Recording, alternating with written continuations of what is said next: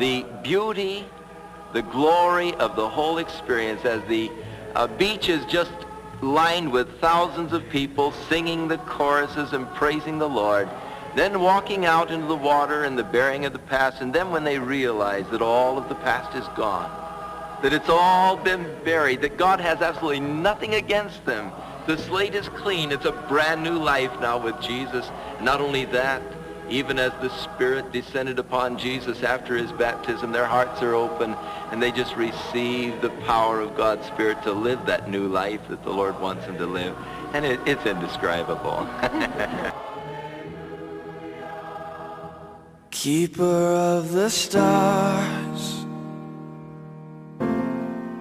Lord of time and space, I will live my life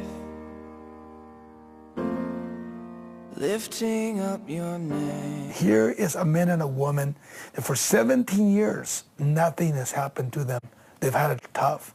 And then all of a sudden, at God's divine time, God begins to use Chuck and Kay, and it becomes a world movement. The Lord just chose for this time to pour out his Spirit upon this troubled youth.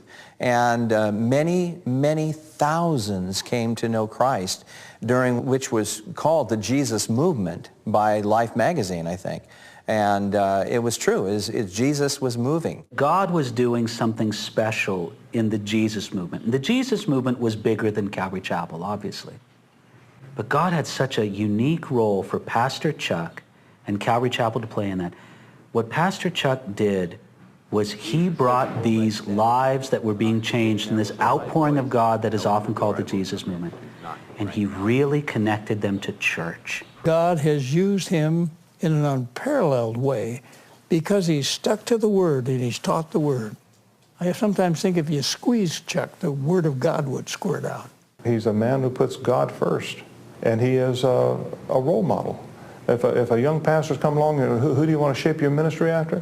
Shape it after Chuck Smith, you won't go wrong. One day, as I was sitting in the little church on Sunflower in Greenville, this group of hippies, or guys, came in, and they said, we're musicians, and the Lord has given us, we all accepted the Lord here, last week, and the Lord's giving us some Christian music, and we'd like to share it here if we could.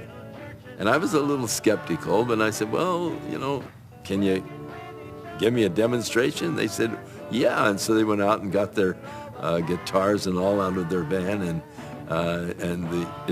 their instruments, and they came on, the bass and all, and they started singing this song, and as they started singing, it was so moving, so touching. I started weeping. And so I said, it's Monday, and I said, we have a Monday night study with the kids. Can you come tonight? And they said, well, one of our lead guitarists is doing weekends in jail, but he gets out at noon, and so we can probably make it. He was doing a marijuana rap on weekends, and so they came that Monday night, and it was just electrifying. Long hair, short hair, some coats and ties, people finally coming around, looking past the hair, straight into the eyes, people finally coming around. It was the story of what was happening during this great movement among the young people.